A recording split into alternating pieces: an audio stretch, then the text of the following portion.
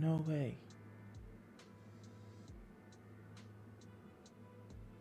No actual way.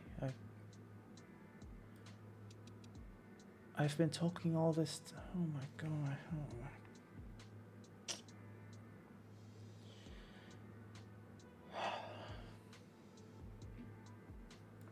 Like what?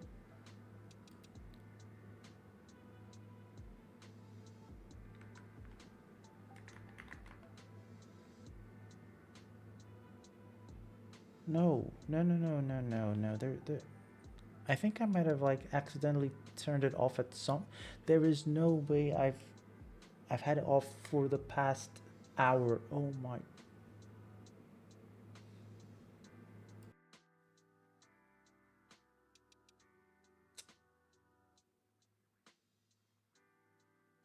No.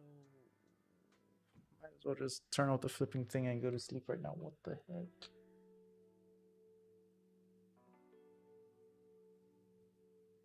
The only thing I can think of is when I was.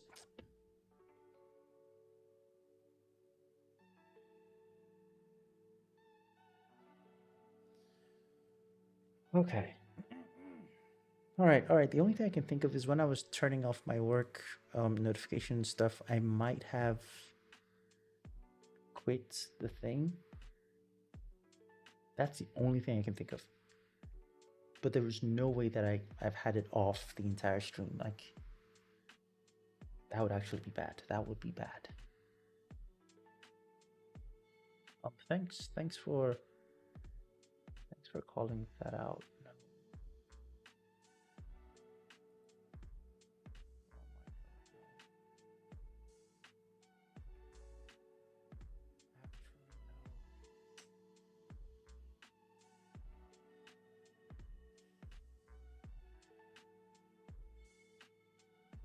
No, I'm not, but I'm in the same time zone. Same time zone.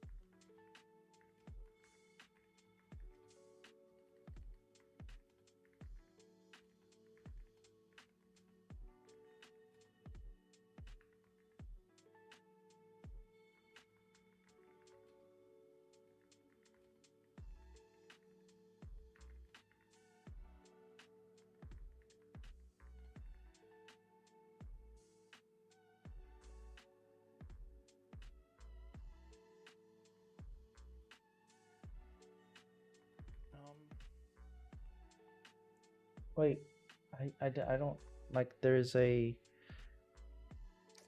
Oh my.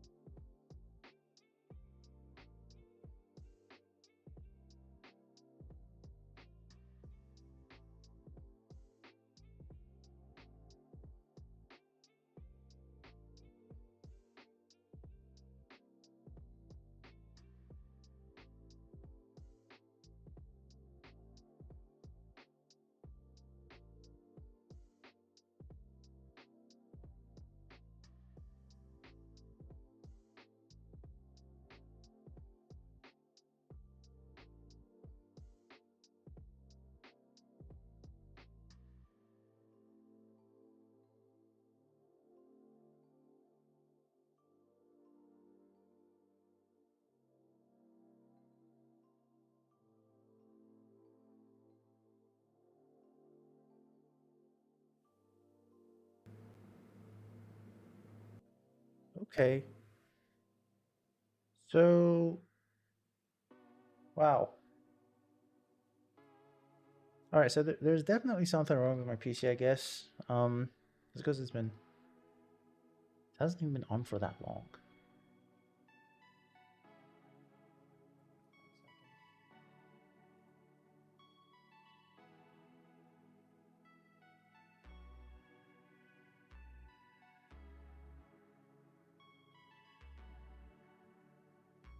It hasn't even been. Why not using OBS? Because Meld is easier and better for me. Yep, OBS you have to, and Meld is what's it called? It's just easier. That's it. No other reason besides it's easier to use this than to use OBS. I can set up, whatever I want. The problem right now with the mic thing isn't from the streaming software. It's from the NVIDIA thing that I'm using for noise reduction, which for some reason keeps going, like it keeps quitting on its own. And I don't know if it's like, I don't even know. Like, this is the first time it's actually happened.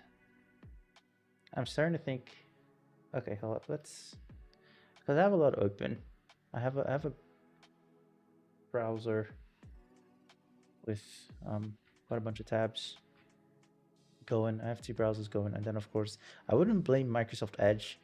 Okay, let's see, 22 tabs with that 1 gig, and then there's Chrome with just 12 tabs and almost more than half of that. And then I have UEFN open as well, which is kind of like a memory guzzler. And then I also have Fortnite open too. So I don't know if it's like a memory thing or something, and it's closing, but like it is closing, and that's what's causing the mic to, because I'm routing the mic through the stuff and it's closing.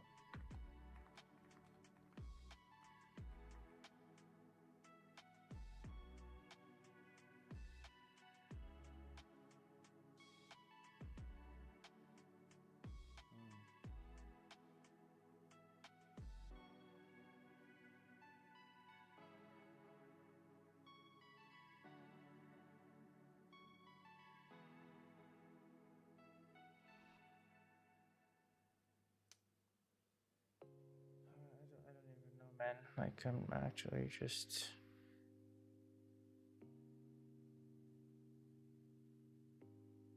I'm stuck between, I don't know. I think I'm gonna tell this guy that I cannot... I mean, I can, but refraction is just not going to be the solution.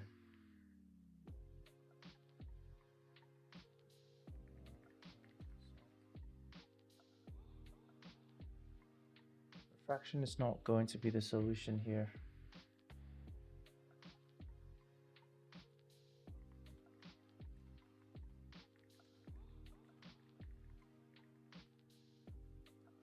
Refraction's not going to be the solution, because the thing needs to bend in towards the center.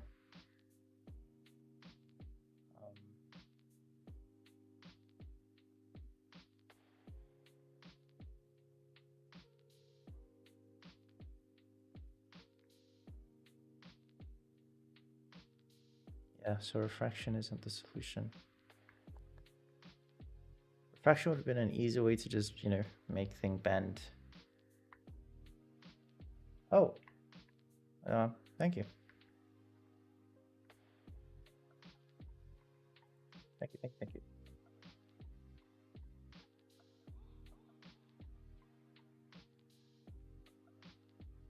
I actually made I don't know, I probably put it on my thing on my Patreon, but I made a blend file which you can use to generate the textures basically. Graphics, A, B, C, D, grids to blend. All right, so It's a blend file with, let's copy this and then hide this one, make this a copy. All right, so just put this here like this. So it's a blend file and you have these controls which you can use to customize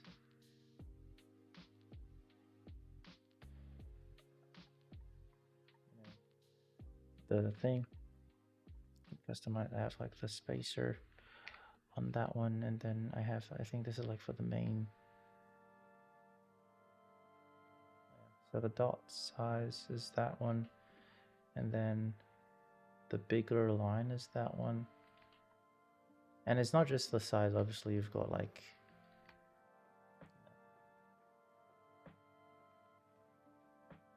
this isn't gonna show because it's smaller, but let's do it here. So line thickness, smooth. For the stuff, there's a 3D effect stuff going on. So it's kind of like a pipe. Then secondary stuff. Anyway, yeah, I made this thing with so it's just the one, and then you can stack as many of them as you want and customize them, and then add them all up, add them all. There's a little bit more here too. This for the corners. So just customize, stack, and add. Oh, well, if I were to give this to people, it would just be, you know, the person would come in and like, you know, just play around with these values until you have something you like. That was the goal. So I made the same material with this one, so it's just like a you know, small square. Or if you like the particular design, you know, you can, another alternative would just be to make it in something like Canva or somewhere.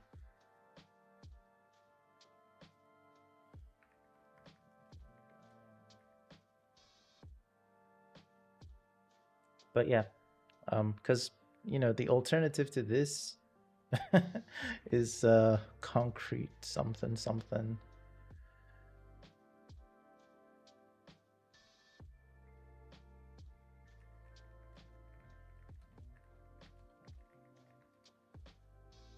concrete. And the concrete is, not only is it like reflective of the sky and it's bright and stuff, it's just straight up ugly. It's, well, wait, hold up, I'm not changed this here. It's, well, not that one. If I do grid plane.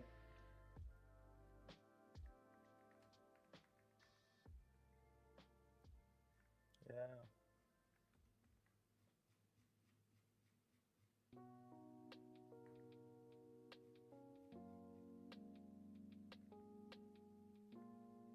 Oh my god, flashbang.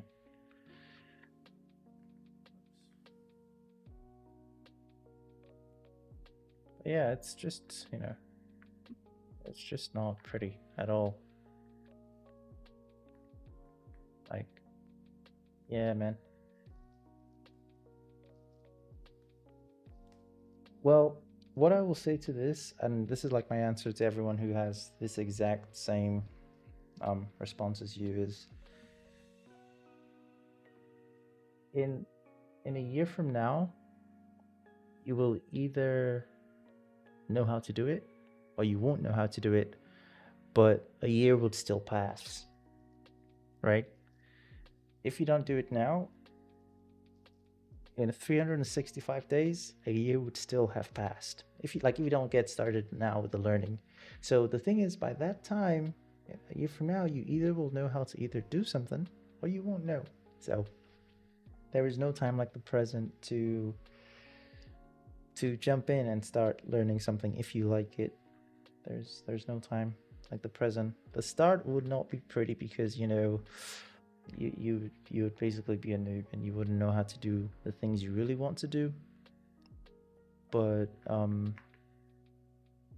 as long as you continue, eventually at some point, you'll know how. This is actually so. This is just hurting my eyes. All right.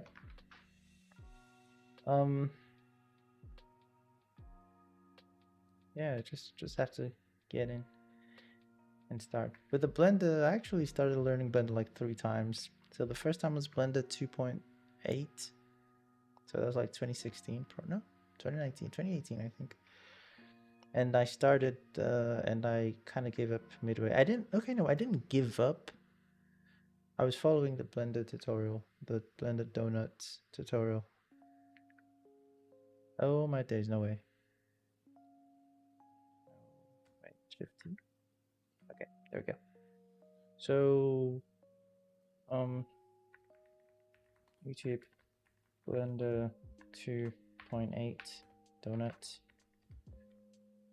Yeah. So this Blender Guru and core. Oh wow. I mean, this is the new. That's new. Playlist 4, 3, 2.8. This one. 2.8. Nah, like I started with this, and I mean, I later came back and I finished it, but I started and I got to like part 8 of something somewhere. I basically finished the icing. Let's see. I got to this part where you paint. Where's the? Hold up. So no, part 6. I think it should be here. Because I didn't do the material. So this was 2016 or 2020 something, but it was a very long time ago. Either way, I got in and I got up to like here, and I didn't give up, but I just didn't get back to it. So at some point I just did not get back to it. And then a year later, Blender 3 comes along, and I was like, okay, let's really get back into this. Let's get back into this. And it had geometry nodes. And then I started again, and I kind of like got to the end, but then that was it. I stopped. I didn't do much with that. I got to the end. I stopped doing Blender because this was UEFN hadn't dropped then, right? We were still just Creative 1.0. So I kind of learned this and I was like, okay, well, I've gone back to making maps and I don't really make models and stuff. And then UEFN dropped, and then Blender 4 came out. And like a year after UEFN had dropped, I was like, so that was 2024. I was like, okay, like, you know, with UEFN, you make custom models and stuff. Before I knew how to model, it would just be Sketchfab and free models and whatever shit someone on the internet decided to give for free that I would use. No, not shit, but you know what I mean. And then like a year after UEFN dropped, I remember telling myself, okay, I'm gonna take the next 2 months. 2 months, I'm just gonna focus on learning how to model stuff. So I watched the Blender stuff. I didn't even watch this one because this had just started coming out. So I got like the notification that, oh, he's about to make this. And I was like, then I came to that realization. So before he finished his tutorial thing, I went back and I rewatched this one, and then I remade the donut. Oops. I watched this one and then I remade this donut. And then I went back and I even watched the 2.8 version, and then I remade that donut too. And then when I watched this one, I didn't make this donut. So I don't have this donut. I just watched it from start to finish because, you know, you can always learn something about 3D that's not even related to the thing he's currently talking about just by, you know, watching. You know, just the same way I might be like, you know, showing random UEFN stuff, and then I'll just be like, okay, did you know that you can press this button? You can press this button to view the collisions of your, you know. So that's why sometimes I just watch, you know, random videos from people who are knowledgeable in my domain. So because they might drop, no, not random videos, from specific people who I know like to yap. Because it's only when you're Tell when you're watching someone who's yapping, that's the person is likely to say something unrelated to what he's doing. But that's helpful. Anyway. Whew. Yeah, and then after 2 months, I did the model and stuff, and then I made this stuff, and then I made the chair. I made the couch too. And from there on, I just started. I made the earth. I didn't do everything yet, but from then on, I just started trying to make things myself. So if I needed a model, and I'm like, okay, can I make this? And just doing random stuff, like just random things. I watched this video, and then I made a friend of mine had a barbershop, so I made his thing, like the branding for him with the knowledge I gained from this. Um, watched different videos on non-modeling stuff, so like lighting videos, color theory, and all that stuff. Yeah, and then just random, make this, make that. And at the end of the day, you just kind of find out that making a model, a 3D model of something, is just moving stuff around, right? The thing is, the experienced people know how to move things around quicker. I mean, obviously quicker, but like they know the best places to move things so that it gets the desired outcome. And you only really get that by practicing. There's like some theory you can learn, but like practicing, like practicing stuff. But ultimately, it's really just moving things around. Like at some point, you might get to a stage where you are modeling and you've got like talent of doing stuff. But at the end of the day,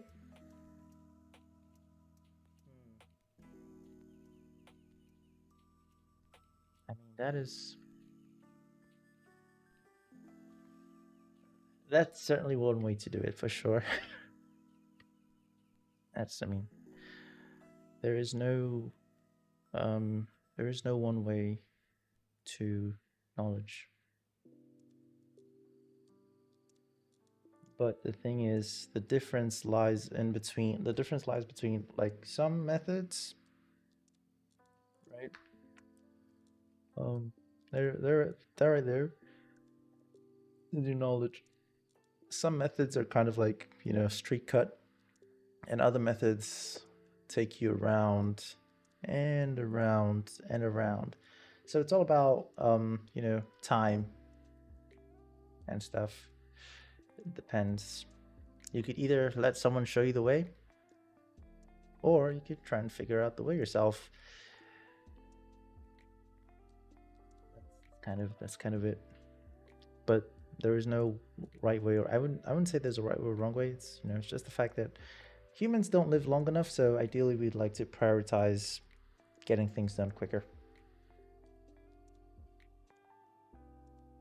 All right. Back to this thing.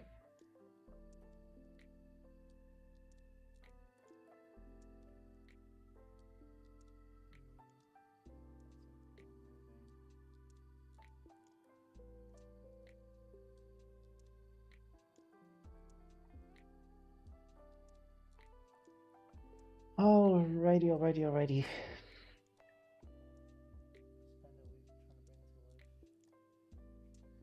Yeah, well, so there's I would say there's like two aspects to that, right? You could either love the process of finding out how to do the thing that brings it to life, or you could love the process of bringing it to life. All right. So, for example, I'll give like an example. When I wanted to make this thing, I'm not in a session. There's two processes involved. First is thinking about how the overall steps, like what steps should I take to achieve the effect. Thank you. I try to at least have some education. I think I talked about it in one stream. So two like, how do I put it? Two two parts to making something like this, for example. So the first is the overall general steps, like I would say it in English language. Okay, you should spawn this knife, move the knife up, you know, make the bread disappear. Like, you know, English, like we would call that the overall algorithm of how everything is doing. Like everything is done to get the effect. And then the second part is the actual technical, you know, steps, like knowing that knowing in this case that would be like knowing what nodes to put, like knowing what math operations to do, multiply here, subtract there, add here, divide there, power, do an exponent there, you know, the technical parts. So some people just enjoy coming up with, you know, the overall, if you do this and do that and do this and do that, it will work. And some people love trying to figure out, okay, what if we do a max node here and we connect that to a to an add node. You know, like there's two parts to it. Personally, I like coming up with the means to do like the whole algorithm. I look at a problem and I start thinking about how to solve it, right? But I also kind of enjoy this technical part, but I don't enjoy spending quite literally what I'm doing here, right? I'm trying to figure out how to what nodes, what math operations would I do to get effect. I don't enjoy spending so much time on this, but I enjoy learning about it. I love it when I get to a part, right? And I'm like, oh, you're supposed to add this node. Let me just call one obscure node that no one really knows about. Hiiii adaptation. Boom. Oh, okay. If you want it to look good under any lighting conditions, actually I can add this right now. If you want it to look good under any lighting conditions, then you should divide by Hiiii adaptation. And that way it's going to, you look like, that way it's going to do blah, blah, blah on the blah, blah, blah on the blah, blah, blah compile verse. So just having the knowledge, like the technical knowledge is nice. I like having the technical, like right now it's blown out. But you divide by Hiiii adaptation, it's gonna, anyway, that's random. Technical knowledge is good. Overall problem solving knowledge is good. Ideally, I find that the problem solving is the creative part of the whole thing, coming up with creative ways to bypass limitations. Like, ideally, I shouldn't be doing whatever the heck I did here, right? But because this is Fortnite, this is UEFN, a 3D engine, not designed for these tasks, and I have to come up with a creative way to fix the problem. I enjoy coming up with creative ways to fix problems. But the thing is, most of the time, those creative ways, they require that you know some technical random stuff. And I also like knowing the technical random stuff, but I don't like spending time, you know, like I like learning it, but I would rather not spend time trying to figure it out. Sometimes I enjoy trying to figure it out, and there are times when it's like, okay, I don't have time for this, and it's then that I would pop up in a tutorial. I would watch a tutorial. Before I started, like when I started the thing, I watched Prismatica Dev's entire list on, like he has a, oh wait, visual programming. Are you a UEFN dev or are you like UE dev? Because visual programming is cool, but in UEFN right now we don't even have a visual programming setup thing. Like verse is all text. And honestly, now that I've started text programming and verse, if they were to bring out a blueprints version, like a visual programming version, I probably would not use that either, because I don't know, this is just easier for me.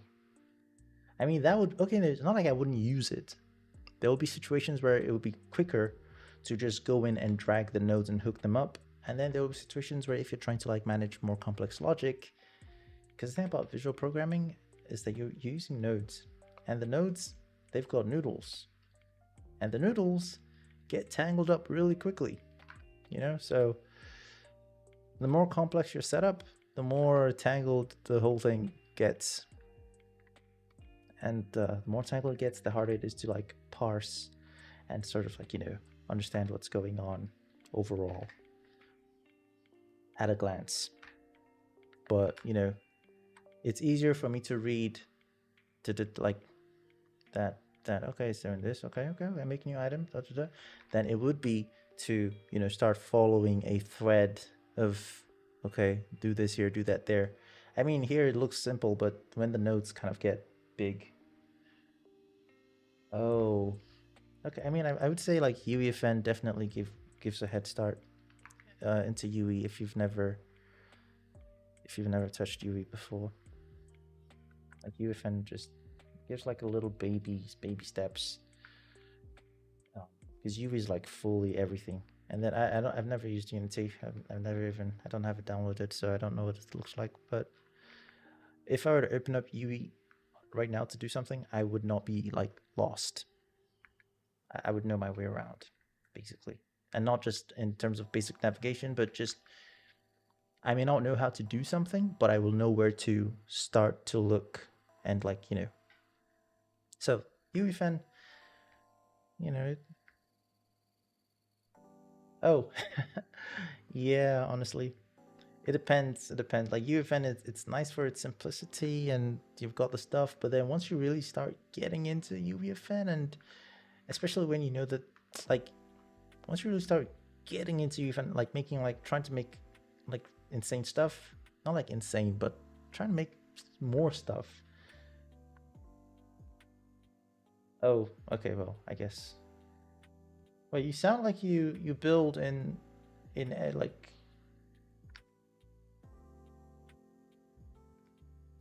you build in the in-game.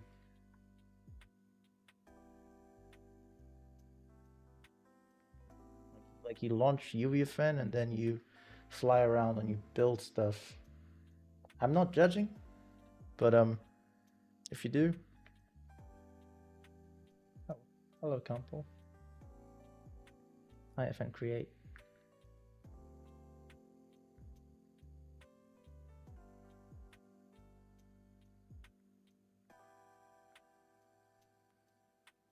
Is it? No, wait. Wait. Oh, look, I need to push this up. 1 second. No, it's not. It's not. It's on. On list live replay one stream ends. So no, it's on.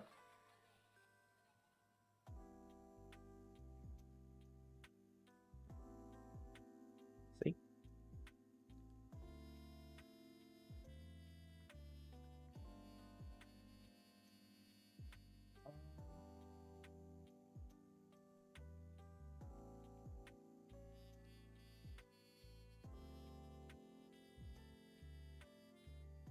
Oh, I haven't made any progress whatsoever. Honestly, I've just been kind of yapping around and stuff. I have like 30 minutes before I go off because I'm trying to keep the streams to like 2 hours. Oh, me too. Me too. I got UFN the second Tim Sweeney said, and it's live.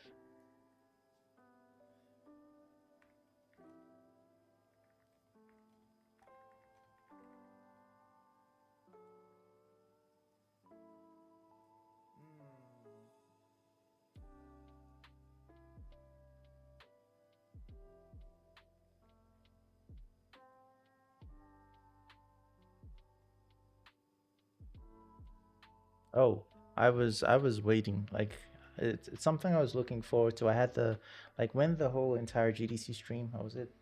Was it GDC or was it Unreal Fest? Like when the stream started, like I was like I've been waiting for UFN for like 2 years. prior to the release. So you know, the night it was releasing, I was on there with the stream. Came out by the end of June. No, couple. I don't even know. Like, like honestly, I've kind of been feeling not too good. And then there's like a lot of other stuff going on, like with Hive and stuff. So I've just been doing nothing really. Plus, I need to learn. I need to like learn and the new stuff that dropped. I need to kind of like get myself comfortable with those things. Nah, just like I don't even know. I don't like. I was sick on 2 days ago, and then I kind of like just slept all day yesterday, and now I'm kind of like better. But generally speaking, I'm not just 100%. Yeah, but I'm okay. I'm okay. Just saying that. I don't know at this point, but I'm trying. I'm trying. I'm actually focused. Right now, I'm trying to decide on what I should do. If I should try and do this thing for a commission, or if I should just not do it for the commission. I'm still trying to figure out my steps there. But this is currently what I'm working on. I think I'm gonna give up. Not that I think I'm gonna give up. I just don't think it's worth it, honestly. I can, because usually when if there's something I have to do, like for, what the heck is that? Okay. Yeah. Yeah, you are. I mean, like imagine if you're not allowed to make your own maps or maps for other people. Like that would be ridiculous now, wouldn't it? I mean, it wouldn't be ridiculous if you're getting paid, like, you know, because basically if there's a full non-exclusive thingy, then you're getting locked out. I mean, I guess some people would take that deal. I wouldn't personally. Every other team does that. I mean, they would have to be paying me really big bucks for me to do that. Yeah, I am. Like they would have to pay me like really big bucks that I wouldn't feel like I'm missing out on things. Because you know, how do I put this? Most people focus. I'm a generalist basically, right? So I'm capable of fully making my map on my own from start to finish, everything included, audio, VFX, graphics, models, code, thumbnail, you know, trailer. Like I'm capable of doing everything on my own, right? So I'm able to, like, some other people wouldn't mind because they'd be like, okay, well, I'm only a 3D modeler. I don't even know how to do this, so it's fine. I'm just going to focus on doing the thing for the team. Some people are like, oh, I only do code. I don't know how to do the other thing, and it's fine. But for me, I know how to make a map fully, entirely. So that would make sense for me to not make my own maps, right? Unless I was getting paid what a fraction, because you know, like the thing about making maps is it's free for everybody. Anybody can make maps, right? It may not seem like this, but back in my heyday, I used to have tens of thousands, not 10,000 more than obviously, tens of thousands of supporters, like using my creator code. So you can imagine the amount of plays I used to get back in the day, right? If my maps were doing the same, if like, because like think about it, like back then, how much, like 100K a month? Back then, like if you, like, and I didn't 100K, hell no. Absolutely not. What the heck? Like what was I saying? Like scaling, right? If you have, okay, you know, the best thing to do is just to show this with like YouTube, right? Yeah, that's actually the best way to show this. YouTube. 1 second. I'm just gonna go YouTube Studio. So, this is just like human nature, right? And it's just like a thing. I don't know. So look at this. So 25,000 people watched the video, 25,000, but only 592 likes. The rate of people who would go out of their way to do something that doesn't cost them anything as a show of appreciation, it's the rate compared to like the overall rate of everybody is so little. So and I wasn't a scummy developer, like I didn't force people to sit in a room with my SAC device or whatever. It was actually out of the way, right? But I still had tens of thousands of supporters. So I was getting mad crazy plays back in the day. If my map didn't die because of a stupid bug, and that happened when a family member something. Anyway, all I'm saying is this. Fortnite, like, it's a free open field. I'm not linking my creator portal. And it's actually like it was support a creator, so it was the old one. No, like my maps pretty much died before UEFN came out. What I'm saying is this: UEFN is free open field for everybody, right? You can make as much money as the next game studio is making on your own. So it would take a lot for someone to say, work for me and don't make any maps for yourself. Like you would need a lot before I would take that deal. Because I mean, I could just go make the map for myself. Like I can there isn't a single UEFN map in existence that I would look at and I would go, oh, I don't know how that was made. No, it's not an insider stream. I don't stream Hiiii stuff usually. I'm just, if that's what you meant. I'm just saying, so much work that I can't do anything, then I would resign. Because part of the deal going in was that I saw the workload and I looked at it, I was like, okay, well, I could do this and I could still do my own stuff. Right? Like technically speaking, right now, I've done everything I need to do for this week. Man, my personal map, it's gonna come. It's just I'm just feeling under the weather. And I'm actually still trying to decide on what map to make. I have a few ideas, but I'm still trying to. Right now, I'm not making anything that's. I won't be making any of my personal ideas, like my personal game ideas, because I will need to. No, not in one day, but like I'm saying, I've done it. Like I finished it last week, practically. Because again, like I'm free, like I have my time, right? My time is my time. So I'm able to say, okay, on Saturday, I'm just gonna spend the Saturday doing this stuff for 1 week. And instead of like spending 8 hours on it, I could decide to spend like, 20 hours on it. Sure, it's gonna be super taxing on that Saturday, but I'm not like I mean, damn, maybe I don't. If I code up here in public, so I guess people can. But it's not like you're gonna do anything with it with the little bits and pieces. Plus, I'm up for sharing knowledge. If it's knowledge that I don't want to share, like you wouldn't even know it exists, right? I wouldn't come on stream and be like, oh, you guys should not see this. No. Like I just won't stream the knowledge, right? I wish. I'm just gonna start out making like recreating Roblox games. My ideas are not like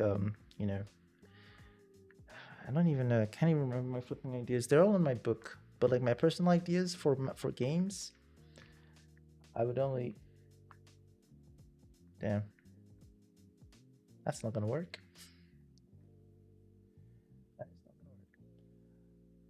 All right, I'm not gonna do this material again, honestly. Like, it's just.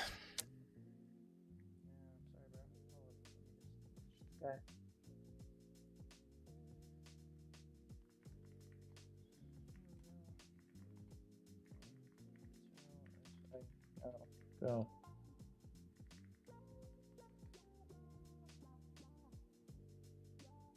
No, no, no, no, no, no, no, no, no, no, no, no, don't say that. I love Tim Sweeney. He's one of my favorite people. One second. I respect people who have had an impact in my life some way, right? So Tim Sweeney gets put on that list because if he didn't make the Unreal Engine, wouldn't be here. If he didn't make the Unreal Engine, obviously no Fortnite, no UEFN, and no UEFN, and I would probably be doing something different with my life. So I respect him a lot for, like, he's just my goat.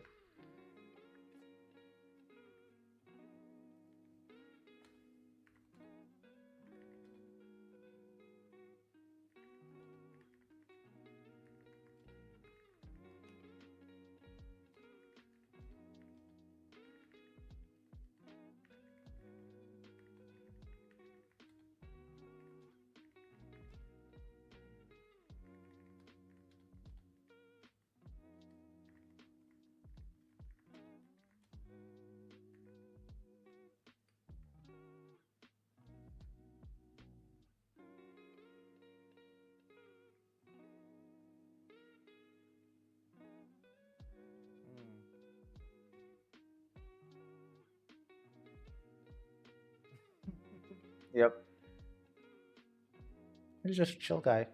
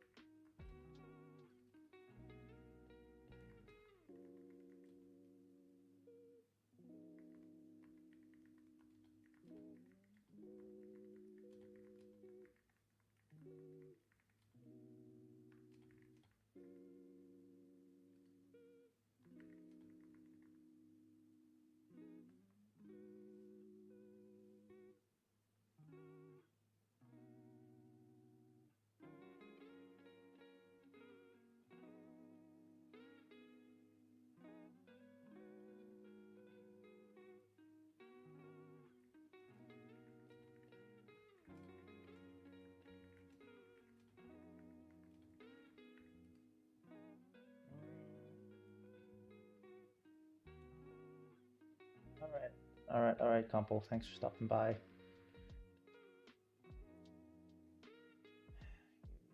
All right, so we're going to just abort this.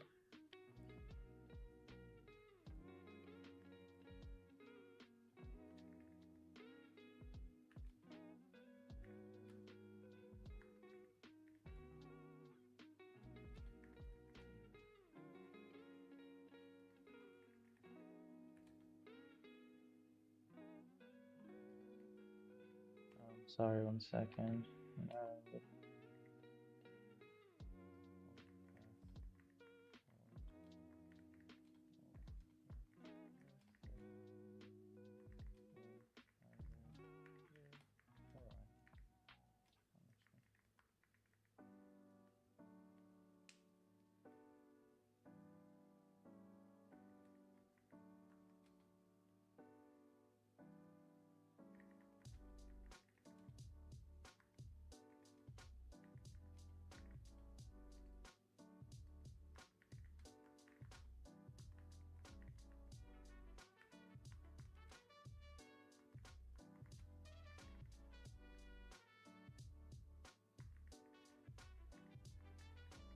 Sorry, I'm replying to someone. 1 second.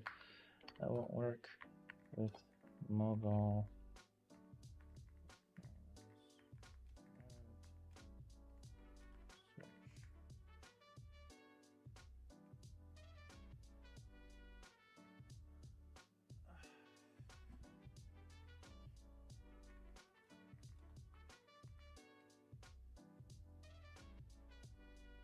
Okay. All right. So, I hate not finishing things. So as much as I want to abandon this thing, The new update broke it somehow. Like it just flickers. I am going to. Oh, I can show. Yeah. So.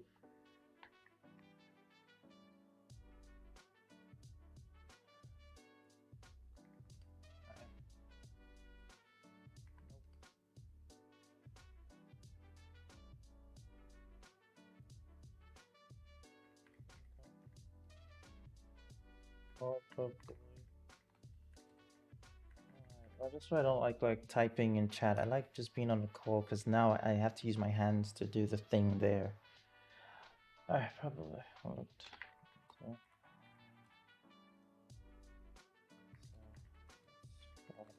let's stop. Alright, so that didn't that was not a thing.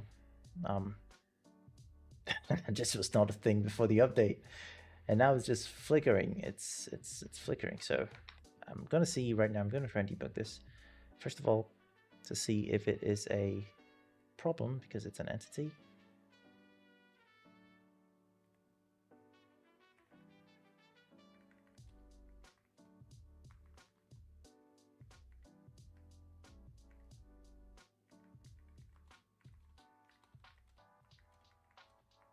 What's the time? 48.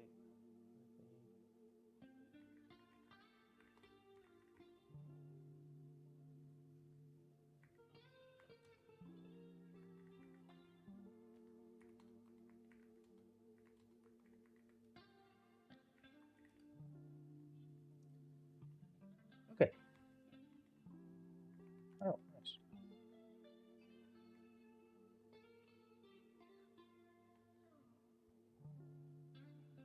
It's only flickering when I. That's kind of.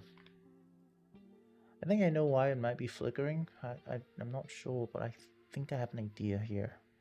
So I have this thing that goes up on it, and it's not visible right now, but there's something up there, and that could be it.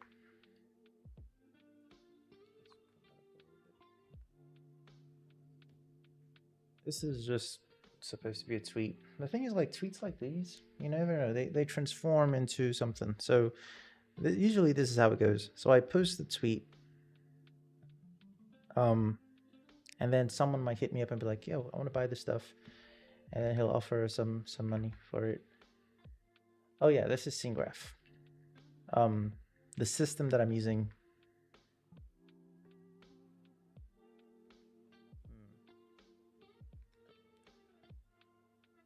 Like I don't even know where to start debugging that flicker because it honestly wasn't like this before the update. Not that I'm surprised. There's a bunch of things that do kind of do this when there's an update. It just changes something. But it's alright.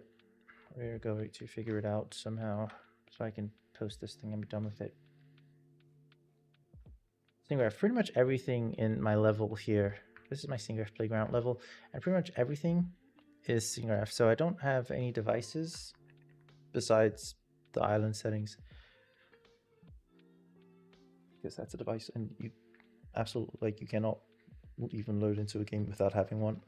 And then the orbit camera device, which I'm using to currently push the camera away so I can see the effect of the jelly.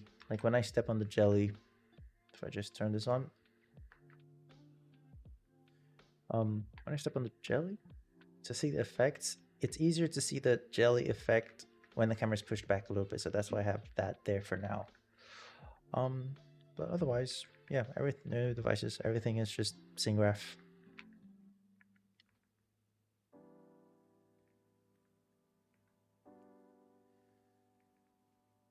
All right. I love the fact that weapons are now entities, like a SceneGraph thing.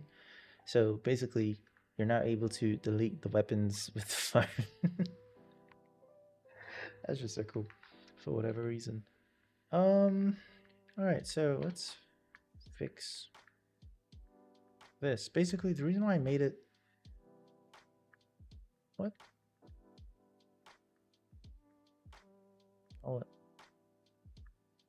Oh my god! What the heck?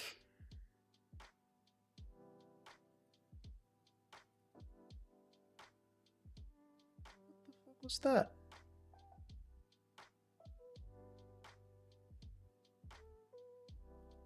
Wow. I mean, it's normal for things to break. It pains me to say this, but things do break. Like, it's just every update. The prayer is, please, I hope not many things broke. Did I delete the thing?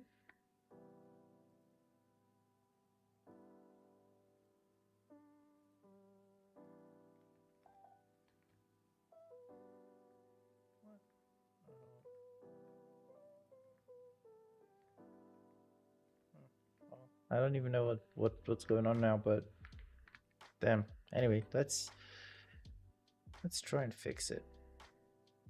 So, first problem is in the material.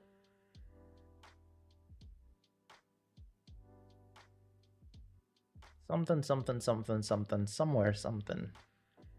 Let's make it just enabled by default.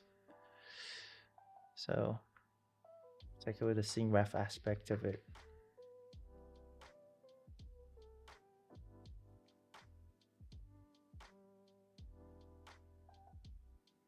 Just constantly monitoring my microphone so it doesn't go off on its own.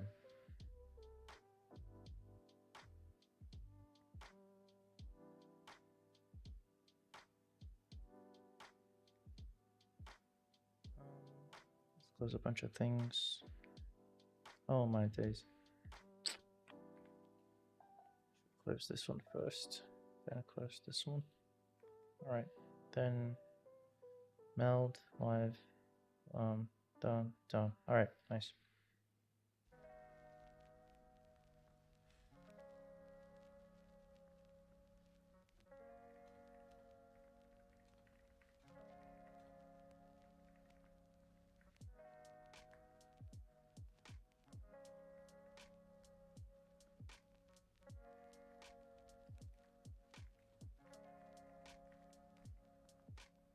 Alright.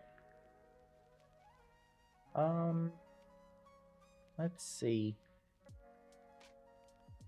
Okay, so this is how it's supposed to look by default, and then things are supposed to, like, you know, chuck it down a little bit. Like a player capsule somewhere. Did I? Wait a minute, wait. What?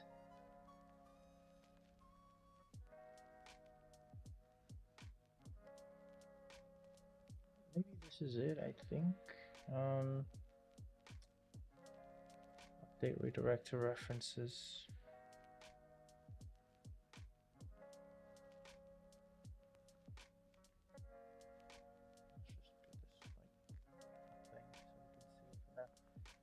Alright, so I put this on the player, and then this is what it's used to sort of like push it down around as the player moves on it.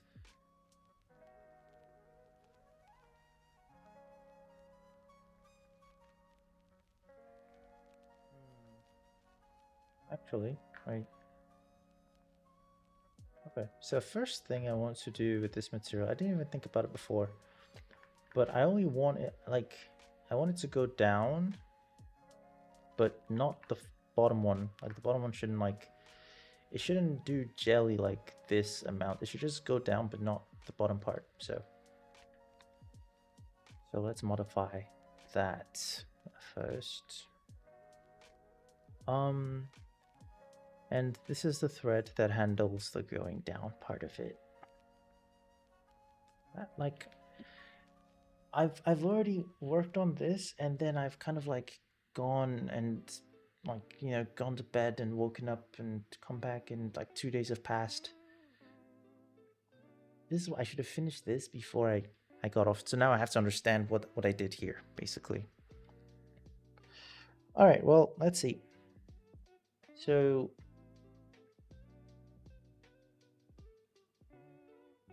this is the mask that says go down. I think I could just completely have it ignore the bottom part. So I need to get the bottom part of the whole cube. And the way to do that is with, where's the material? The way to do that is with this node here called the vertex normal world space, which basically tells you for each vertex, why is it doing that? For each vertex, it tells you where it's pointing. So if I were to just plug this in here, I don't think it's gonna show up. Yeah, it's not, because we have, oh yeah. So it tells you where each vertex is pointing. So the blue is saying, okay, this vertex is pointing upwards in the blue direction. Now the blue is up. It's still XYZ, so it's not going to match with the new system of LUF. It's still XYZ, so it's X is red, Y is green, and then Z is blue. So the bottom part is also, it has color, but it's negative, and that's why it won't show up. Actually, let's disconnect this one as well, so we just have pure color. Okay, so the bottom is, you know what, actually let's also disconnect this too. Oh, why is it like lagging every time I save? Good lord. Okay, so we've got XYZ, like, you know, like this, and then this, and then here is going to be black because it's -1. So this is 1, and then this is like -1, -1 in the other direction. We can remove the negative part of it by doing an absolute operation, which, I mean, I'm just not, this is not necessarily like, this is just for anyone who's watching and doesn't know what's going on. But what the absolute operation does is it removes anything that's negative. It just gets rid of the sign, so it's not positive all the way. And that's why I can see like blue at the bottom and then blue at the top and green on both sides. Anyway, so I need to know the bottom part, and the bottom part is going to be, if I were to take just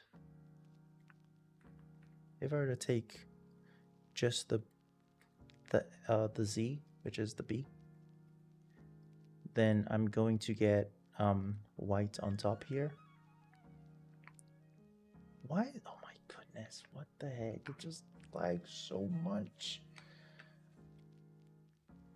I'm gonna get the white for the top. Like, I'm taking I'm just masking out, good lord, I can't speak.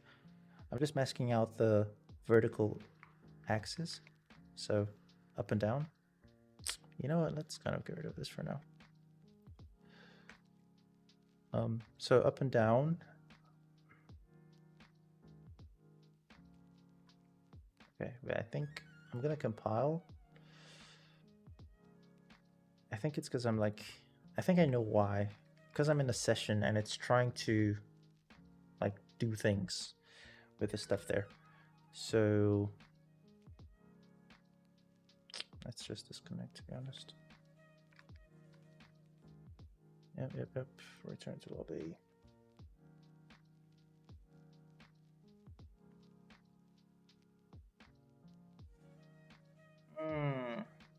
Okay.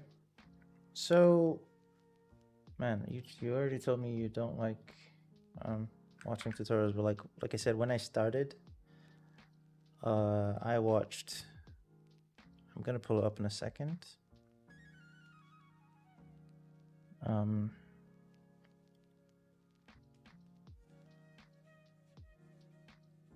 Prismatica Dev. I'll show you like my material goats. So, and yes, I did get inspired by his live stream layout for my headers. But I watched his 5-minute material playlist. This one. So, well, it says 5-minute material, but it does go more than 5 minutes. And here he just basically tries to, oh, look at that. That's the literal first one. He tries to explain each node I mean, his goal here is to, according to him, is to explain each node in the material graph.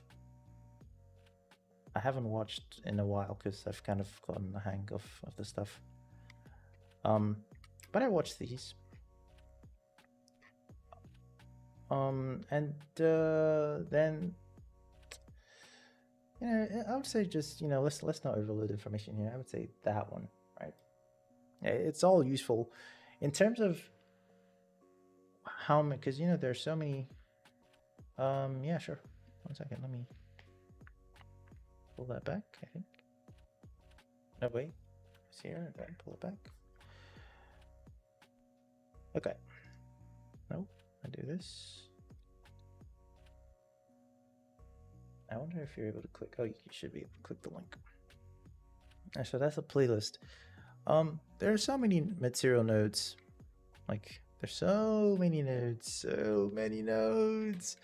Well, they're not that many really. Some of them in here are just material functions. But like the core nodes, right? I would say it's all about knowing the math behind them. More important than knowing what a node, I mean, not all nodes are math nodes, obviously, but more important than knowing what some nodes, the names, are knowing the values they give, right? So for example, when I plugged in the vertex normal and I see white, black, black, black, black, knowing what values are actually being represented here is kind of like the important bit. So this is 1, this is 0 on the sides, and then it's -1 on the bottom. Like the thing I have connected right now, the vertex normal to the mask, masking just the B, into the base color, it's the values on this, on the faces, well, on the normals of each vertex, like, it's not, because you normally you'd think, oh well, it's white, so it's 1. Oh well, it's black, so it's 0, and like that's 0. No, it's not. So that information, unfortunately, you cannot see it anywhere on here. I don't like the song. You can't see it anywhere here. Like, there is no, normally I think in Unreal Engine, if you hold Alt and you just hold Alt while hovering, it would show you a tooltip. It will show you a tooltip like the way it's changing right now, but that tooltip right here would actually have information.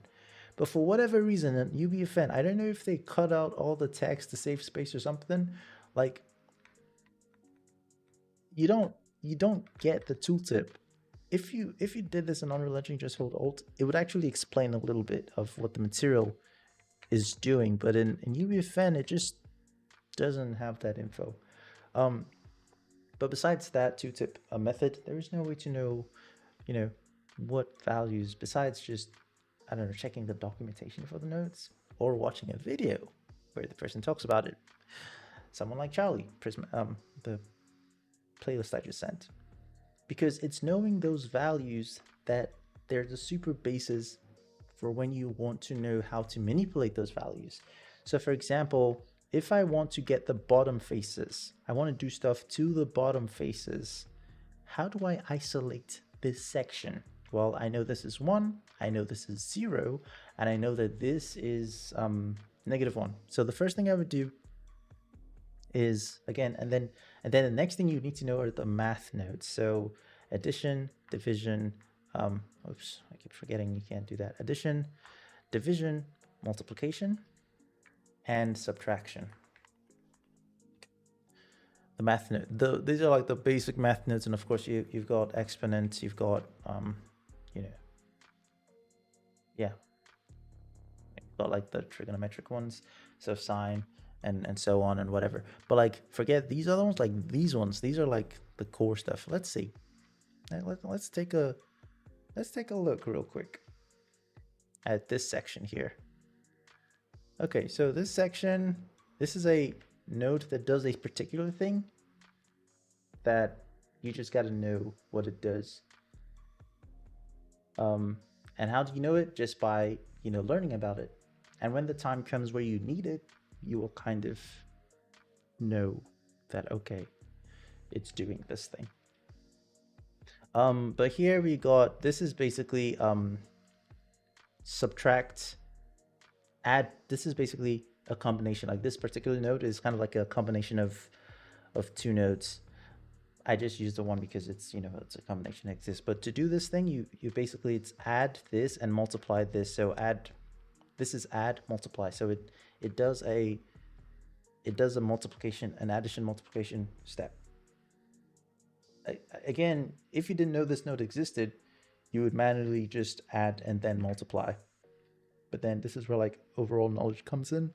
How did I find out about this node? Because I definitely wasn't, you know, scrolling through here. It was me watching some random yapper, and he was like, I'm not saying yapper in a bad term, but more like someone who's explaining something and eventually just digresses and starts talking about something else. And then he mentioned this, and I was like, oh, okay, that's pretty nice. I'm going to start using that. Anyway, and then absolute, this is math. Just knowing what the absolute does in terms of working with stuff. So for example, here we have +1, -1, and then 0 on the sides. There are a bunch of things you could do with this setup. So we have the absolute. If I were to plug an absolute here, absolute in the middle of this connection, it's going to get rid of the, you know, the negative sign. So now when I save, the bottom is going to be white. And I know the bottom is going to be white because I knew beforehand that it was -1. So now it's now 1. So 1, 1, and then the sides are still 0.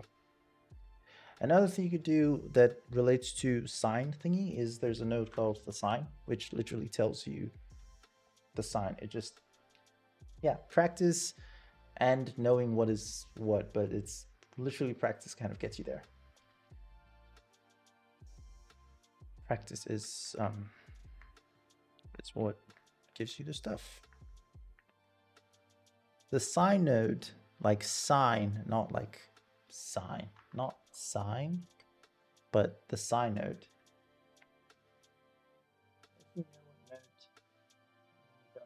Yeah.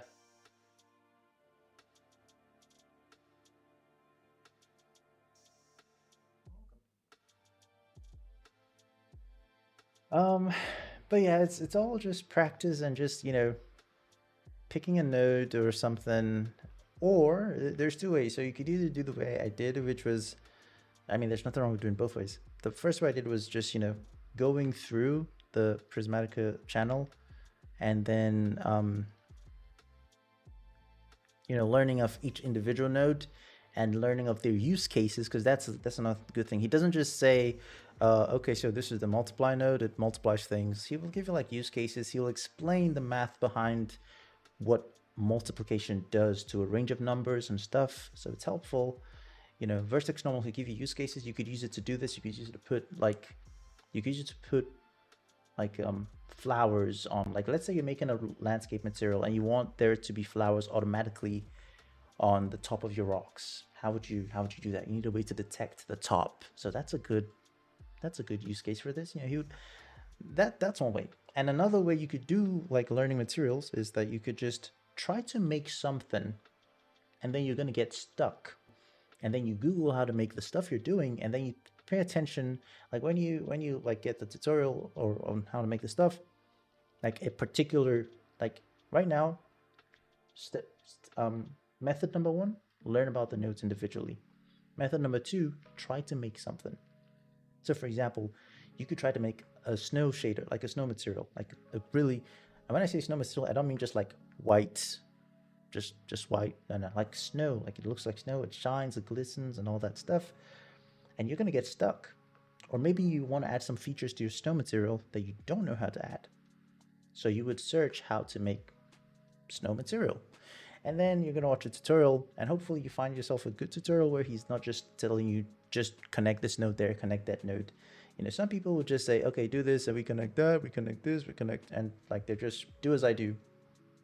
That's not really that good, obviously. Some people would do stuff and explain why they did it. And if that's sort of like, I do have 2 people who I would say they teach material concepts. Like in itself and not just, you know, simpleness. So first person, I would say Ben Cloward. This is the shader, like he's the GOAT, right? He is, and of course he does. And one thing that's good about, I don't know if this is going to help you, but usually when he teaches how to make a material, a particular material, he would teach how to do it in Unreal, and then he'll also show you how to do it in Unity as well. But you see, unlike Prismatica Dev, which has specific, like this node, that node, this node, he's more so, I mean, we're gonna like the shader part, the material part are kind of like far down, but like, you know, gradient progress bar, like particular materials in themselves, you know. So you might be stuck trying to make a, actually, let me just go to playlists. That's a lot better. Let's say you were trying to make,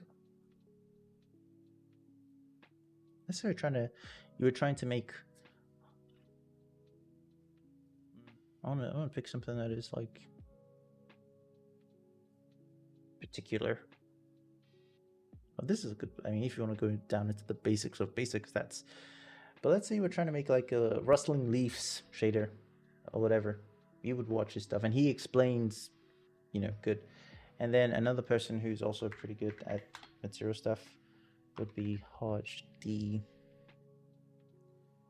So, again, these are people who would explain what the thing is doing. And why I feel like that's so important is so that you don't just, like, if you spend, I think if you spend 10 minutes learning about whatever this is, that 10 minutes shouldn't just translate to, okay, now I know how to make my snow material. No, no, no. That 10 minutes should give you the knowledge that you can use to go make other stuff, right?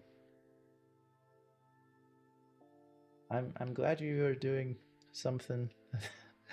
It would have been nice if I was doing like game dev stuff directly in uni, but yeah, it is what it is. But yeah, Hiiii, Ben Cloward, and thingies. But at the end of the day, you know, it just comes down to practice, because you will forget if you don't practice, or do not just practice, but just make things, right? Make stuff. Okay, so I kind of want to get the effect to not happen on the bottom part. And I just know I'm just going to get the vertex normal, which gives me the top and the bottom. I'm going to do top and bottom. Just going to exclude the sides. And then I just want the bottom. So I will multiply by -1. And what that's going to do is that it's going to make the top, which was 1, to be -1, and then the bottom, which was -1, to be 1. And then the sides are still going to be 0, and then I'm just going to saturate. Saturate is just a simple node that clamps between 0 and 1. So now the top is no more -1, is 0. So everything below 0 just clamps up to 0, and then everything below 1 clamps up to 1. So now I have my mask of the bottom side, which is this little setup here. And I'm going to use this, actually. Going to do...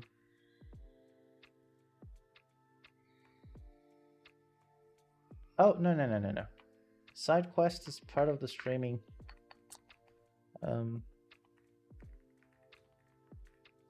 Side quest is it's part of the... I used to have it on my thing that I do go on side quests to explain stuff.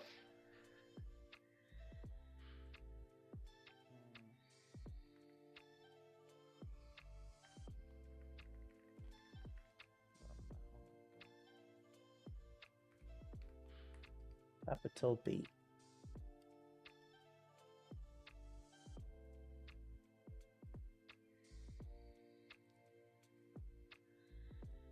Okay, so I'm just going to make it so that the whole contribution of this does not include the bottom faces, and hopefully this should just kind of fix the thing. So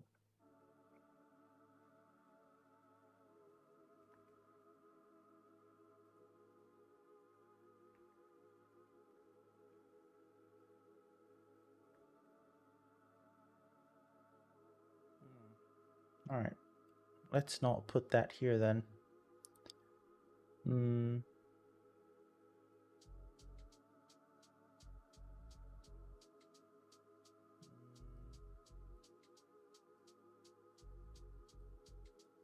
Put this here, where, oh, I think this is going to be like the inverse. Yep. Okay, I know what I did wrong. Put this here, but invert this.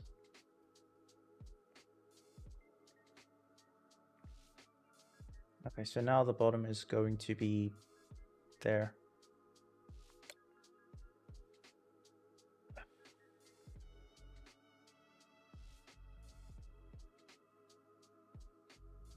Okay. So now, yeah, so there we go. Pushing it down won't bend the bottom part.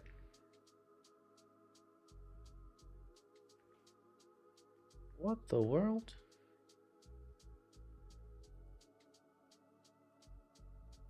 Wait, Control-Shift-T? Oh, okay. Sheesh. Just wondering where my stuff went. All right, so that's it. Now I can, because what I'm doing basically is I'm saying I'm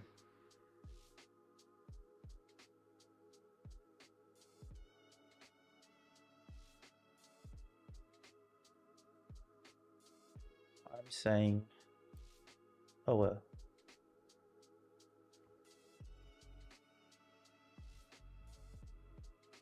That, so what I was doing initially, I got the bottom mask, and I want everything but the bottom to be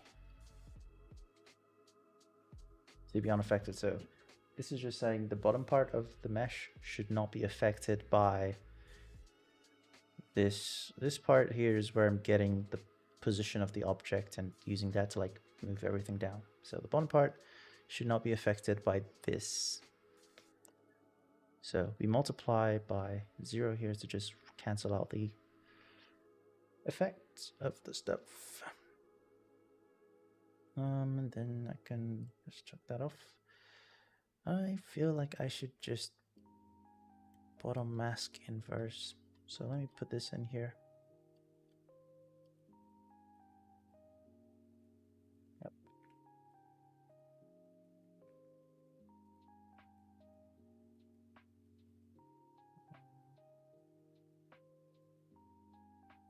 Then we'll call this bottom mask inverse. Okay.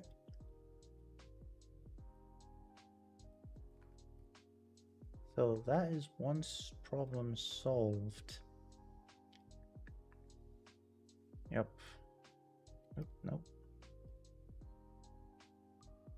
Without the bottom mask, I'm not tripping, yeah. It would also push the bottom down.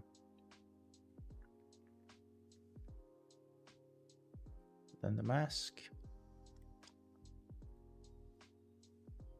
gets rid of that. Okay. Now the sides are going down, and that's kind of like, it's just this one little at the bottom. I could fix that too, but I don't think it's that much of a big deal. It's not that pronounced anyway. All right, one thing I could do is get the object bounds and just say anything below, if I do object bounds and I preview this, it's always like a preview this, preview that. Let me kind of get this out of the way.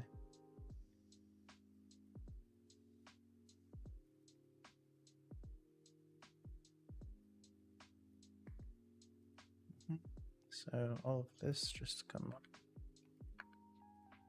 closer. Nice. So now I can cut stuff without being bothered. So preview this. I actually haven't used this object bounds before, so that's going to be pretty interesting to see. And it gives white. Whenever there's like a 1 there, like everything can't be 1, so I just need to lower the values until I see like a gradient or something.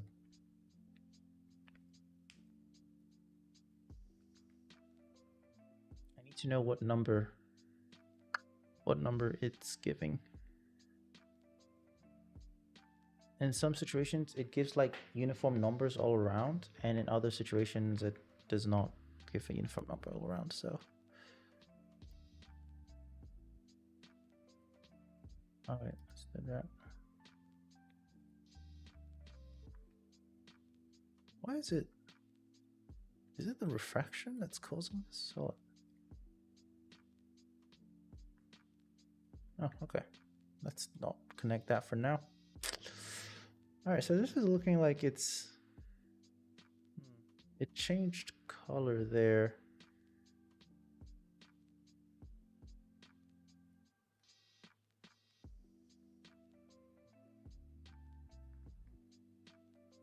All right, so then next step would be to mask this and see if we have components to it.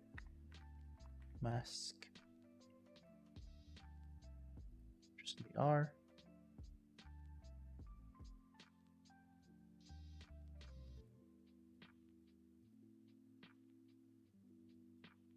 I mean, now I think about it, it wouldn't do that.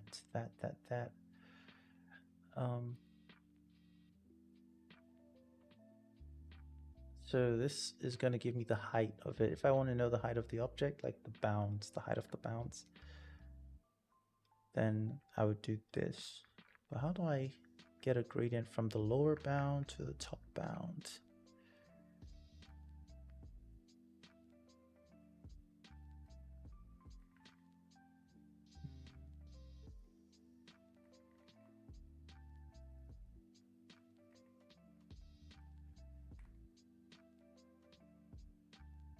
The object local bounds is probably what we're looking for.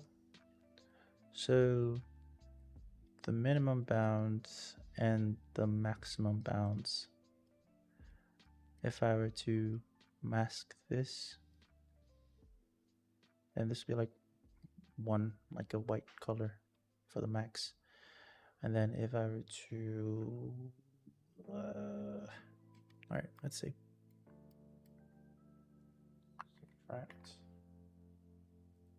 So this right here is the part about like figuring out. I'm trying to get like a gradient from bottom to top. If I can get a gradient from the bottom to top, then I can say, okay, at this point, stop applying the effect or something like that.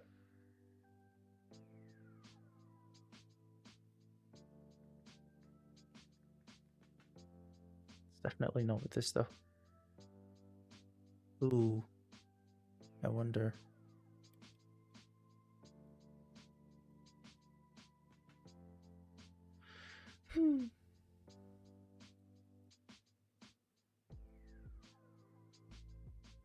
Okay.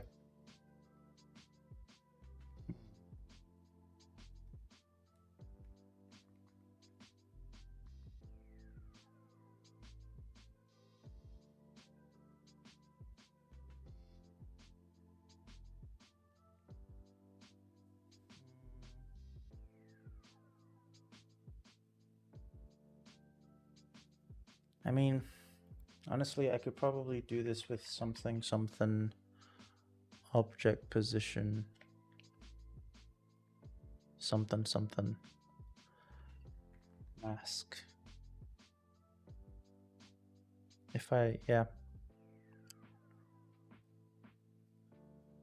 Right now I'm just thinking multiple ways that not multiple ways, but thinking of like how I could probably get here. So if I have the object position and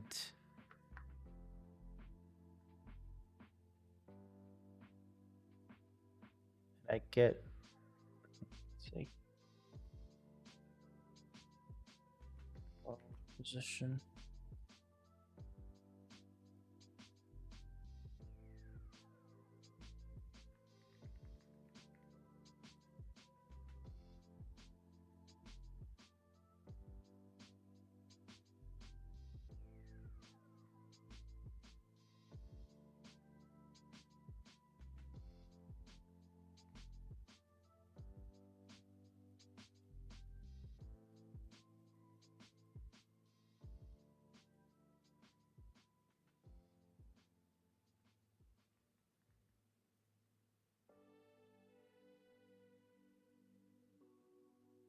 so there's my gradient. But then I want to move the world position to be at the object.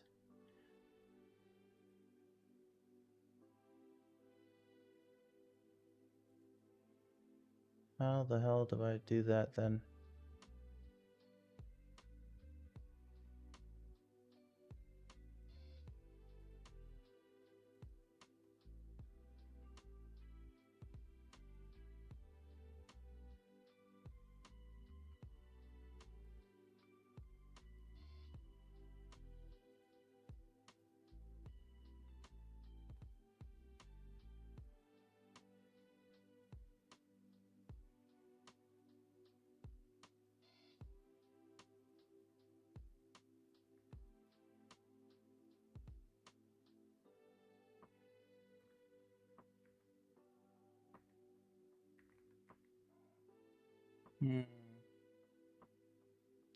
Let's see.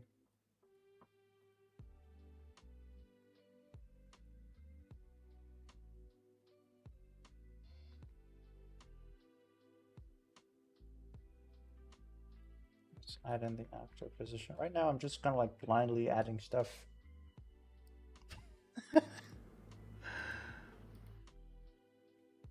Oh yeah.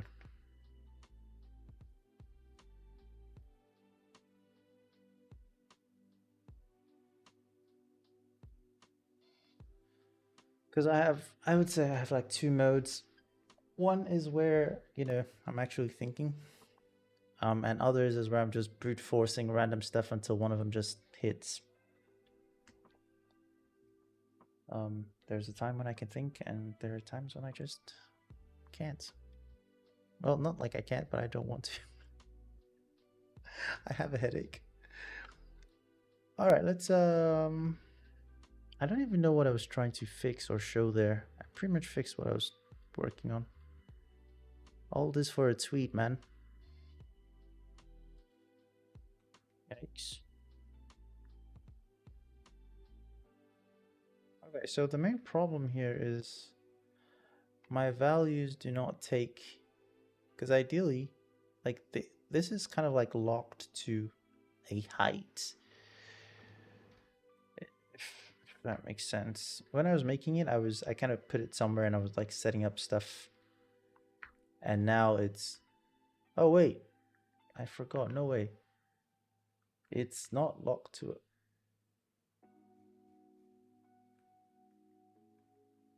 What the hell was that? It's not locked to a height. Oh my goodness, I forgot. It actually.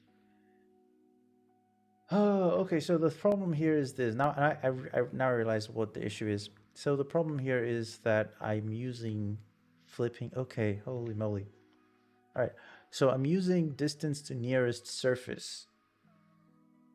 This node gives you the distance to the nearest surface to the object. And the nearest surface to this object isn't just, you know, this. I mean, this is one of them, but then there's also something under, and that's why the plane itself affects the stuff.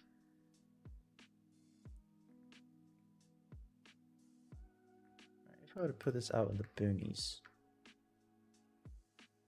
there, maybe you can actually see it. All right, so out here, when I go up, the distance to the nearest surface increases, and it does that. And when I go down too, it also, because that's the nearest surface. So if this nearest surface wasn't here, then, you know,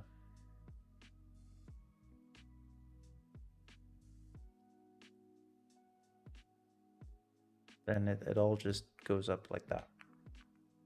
So what I'm going to do is I'm going to calibrate it. Like, I calibrated the thing wrong because I had the plane under it. So I'm going to calibrate the whole stuff again, but without the plane being under. So let's see. Just gonna chuck it there. And here is something you could do if you run into a problem like this, I guess. So it's so hard to know, like, this is where the actual object is. Oh wait, hold up, let me just do this first. Yeah, I should have done that. Okay. So that's the actual object. It's just a little block. I'm just gonna put it here. And this whole distance to nearest object thingy is working based off of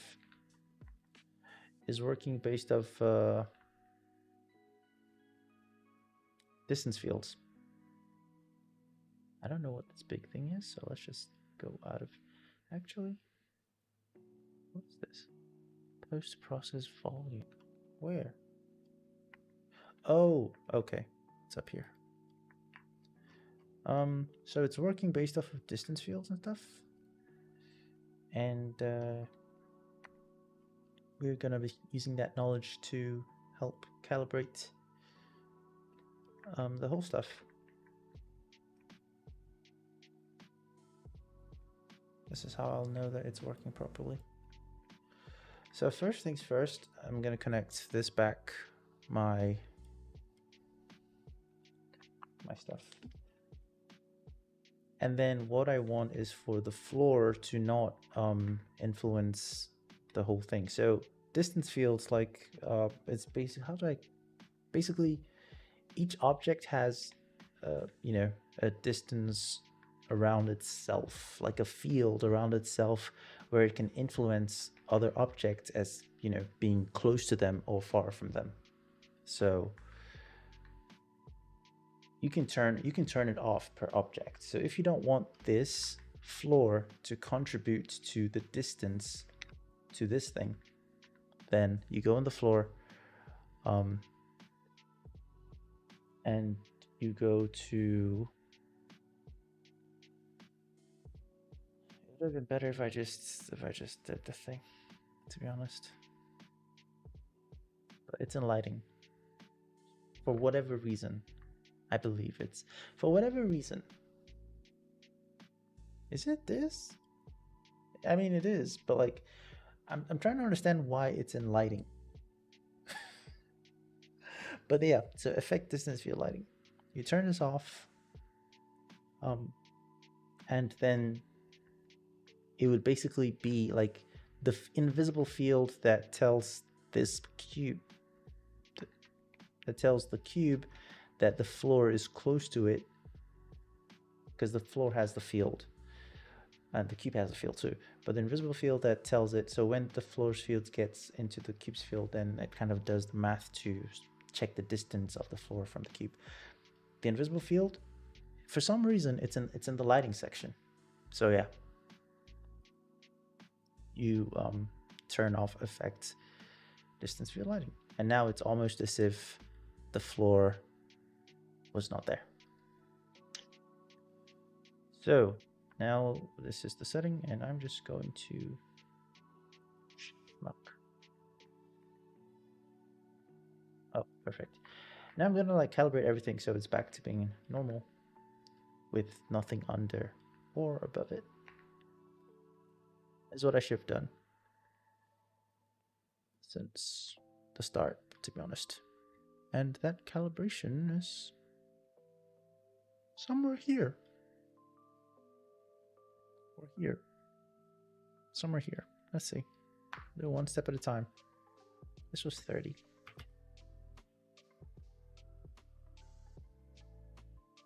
Actually, also should get this one. Like this capsule has its own feel. Like you could see the capsule's field, so it's now affecting. Oh, let me do this so it's not jittery. Now it's now affecting like the entire thing, which is why I was using scene graph. Which is why I had like this scene graph setup, and I had this little box thing on top. So basically, I would turn off the effect unless a player is within this box, and that's like if I didn't do that, then even though the player wasn't standing directly on it, he would be affecting the other ones if I were to lay them in a staircase like this. That's why I have this button thing. All right, but let's see. Let me just position the capsule where it should be, which is I disconnected the wrong thing. It's that one.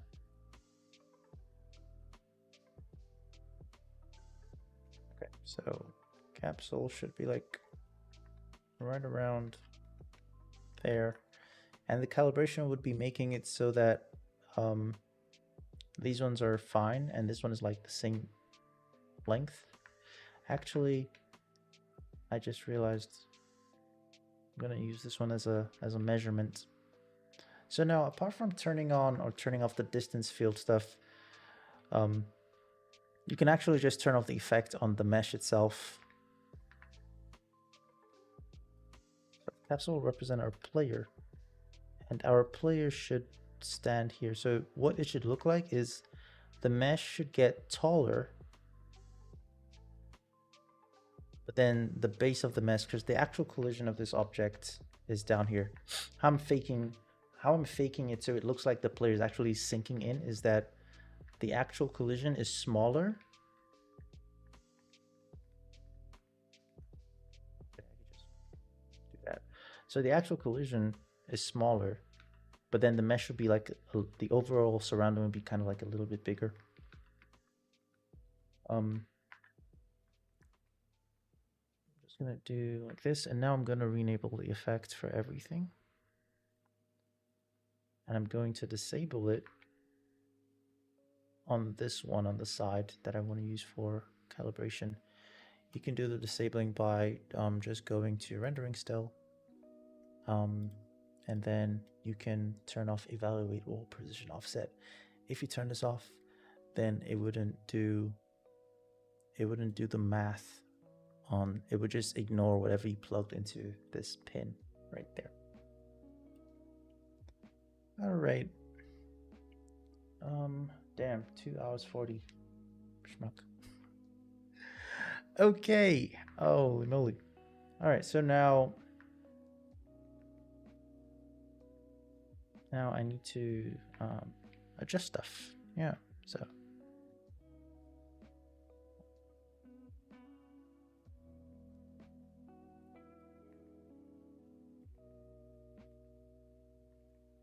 Okay, so this has got to come up a bit. I guess not.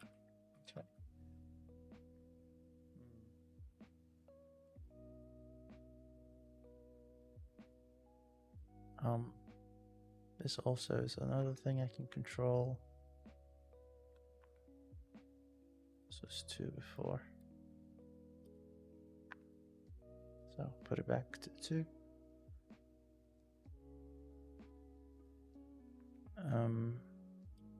Then let's see. Bring this up. Okay, maybe not.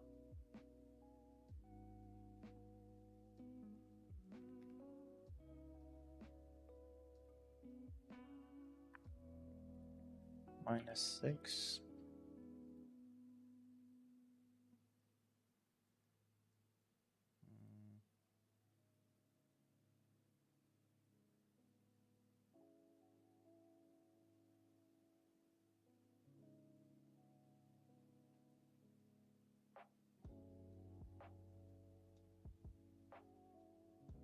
Mm.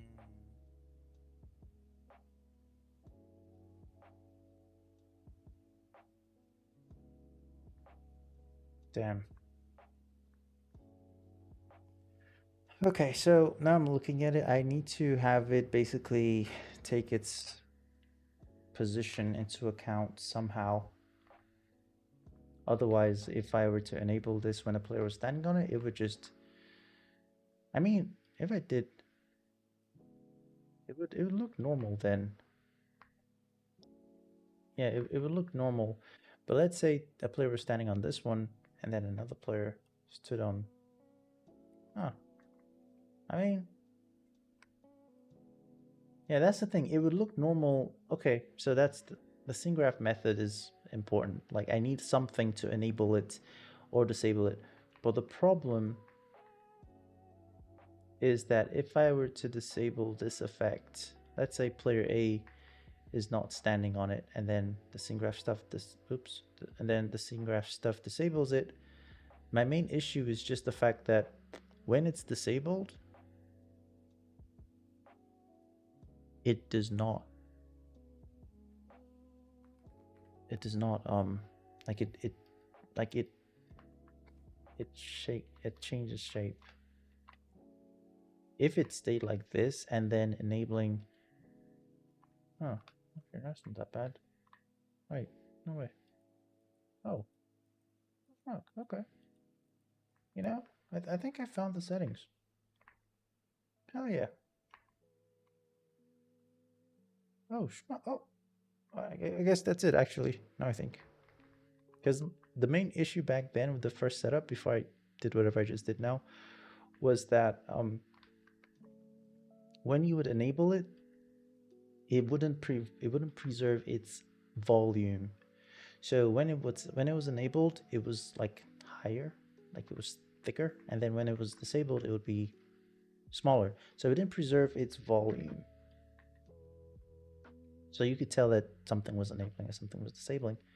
But now it's pretty much keeping its shape. Right? Like this part isn't moving. Oh my god, yes. I don't know what I did, but I'm just not gonna touch anything. I'm just gonna connect this back. And that's it. That's it. Okay, nice. I'm gonna push the camera back out so far that if it didn't preserve its volume, no one would even notice to begin with. Alright, so hell yeah. What the fuck? Right. Oh my goodness, I think I just realized. No? Why is that thicker then?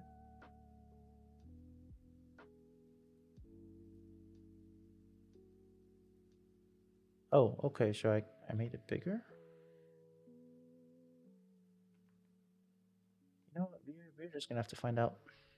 It's, yeah. But the key thing here is that, oh, no. Okay. I think I know what the problem is. It's this floor. The floor is not supposed to do the thing. Yeah. So the only contribution to height whatsoever should be the player. But the floor right now is affecting the distance fields. So just turn that off. And boom.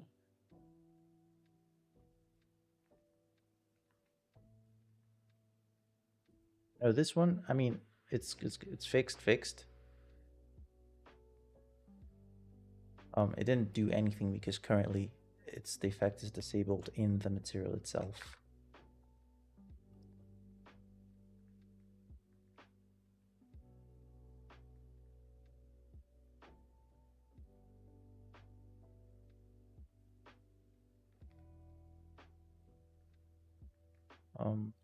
But I'm just going to move this whole thing like away to here.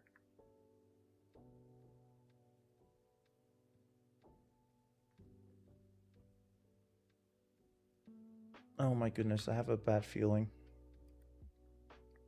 I have a terrible feeling that the scene graph entity is still sort of like receiving distance info, even though the floor is checked. Because, like, man. Okay, so all hope is not lost. But right now, I have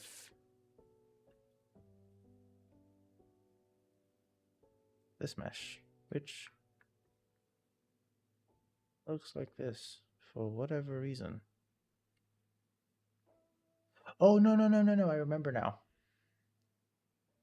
Damn.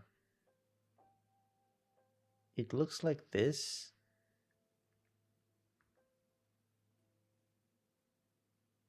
When the player is not standing on it.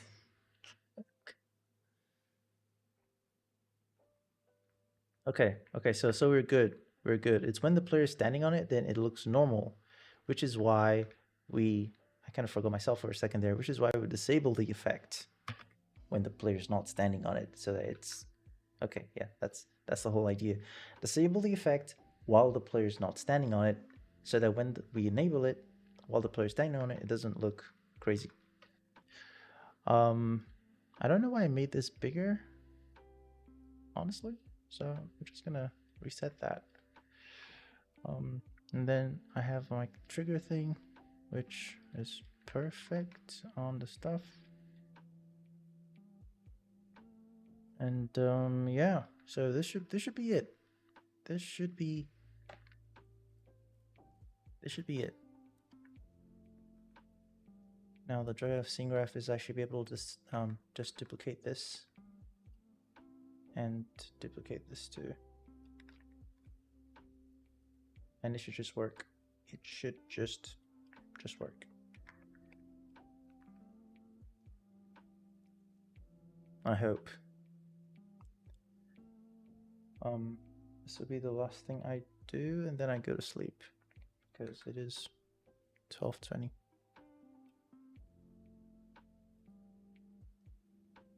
Please don't crash now. Oh, okay. All right. Alrighty. Let's go in a session.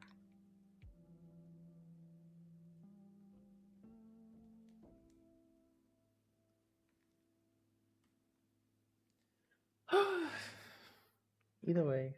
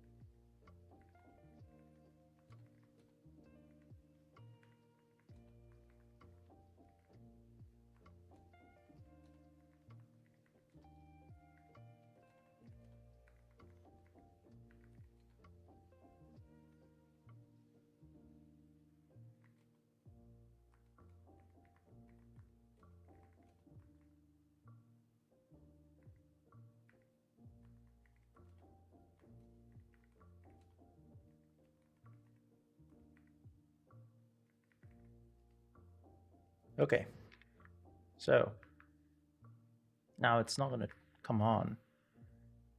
I mean, it came, okay, it came on, obviously. Why did I say it wasn't gonna come on? Because of my scene graph thing, right?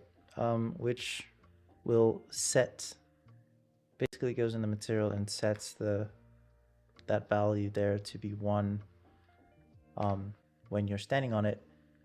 But then for whatever reason, the player actually, it's almost as if Epic went onto the player and then turned off turned off the distance field thing. So the player does not affect distance fields.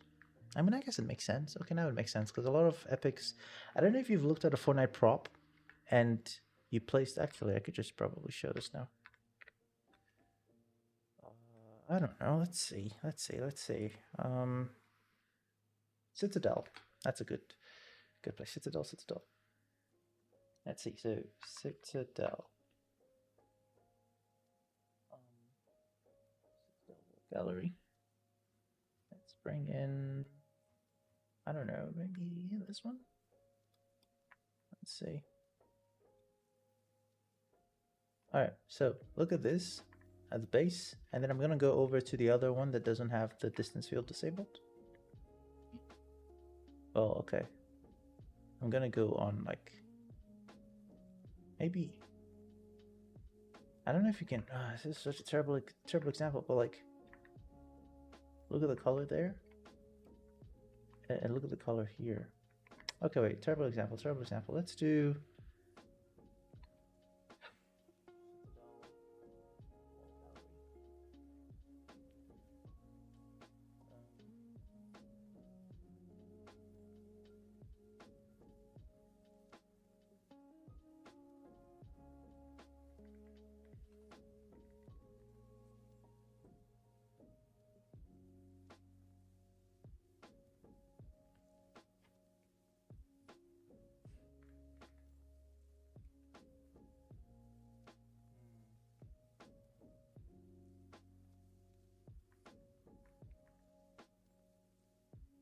all right, there we go.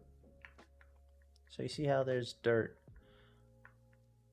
right? If I were to go up, no dirt, no dirt. So this system of putting dirt on the floor there is based off of distance fields, right? So it's distance field based, and that's how they're doing it.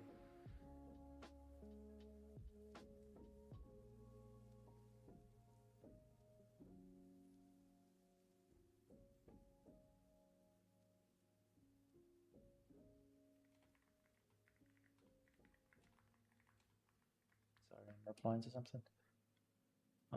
So it's distance field. So now I think about it, it kind of makes sense they will turn off distance fields on the player. I mean, imagine if you were working around and like, you know, you were going to like open a door or something and it was getting dirt on the floor. Right. So, okay.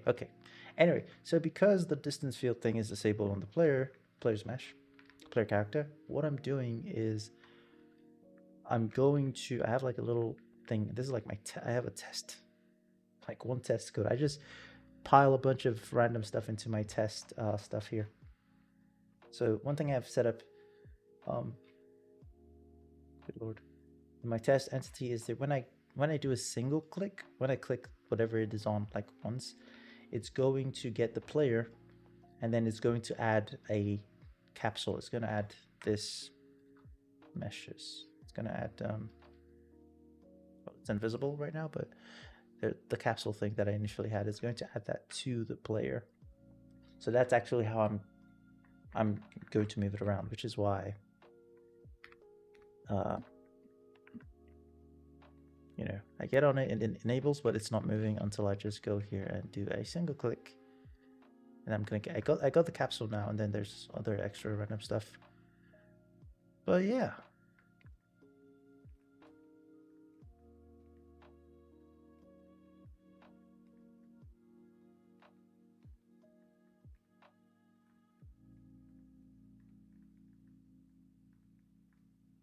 That looks crazy. That doesn't look so good.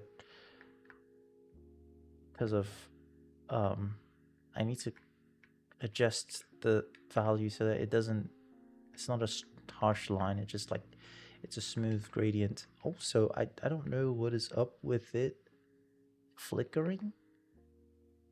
This just started this season. Like, yeah, this season. So I don't know what that's all about, to be honest. But yeah.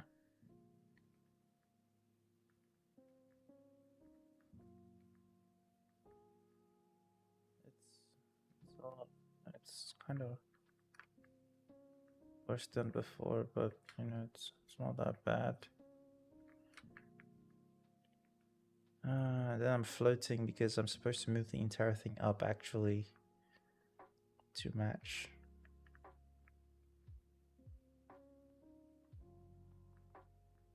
This flicker thing.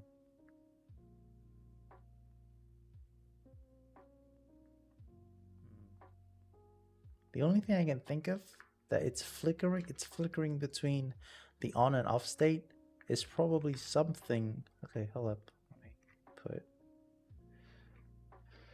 Okay. Slime block. Enable effect. Let's just print to show. And then I'm gonna see if it's constantly like going on and off. Because that's the only thing I can think of as a thing that's happening.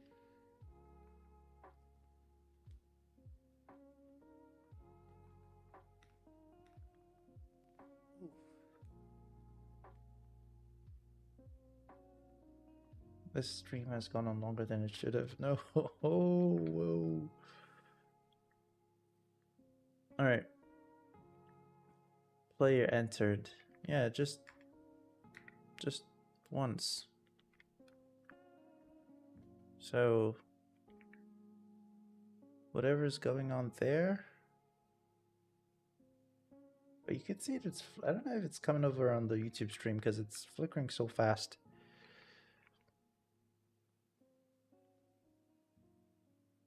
Yeah, it is. It is. Like, yeah.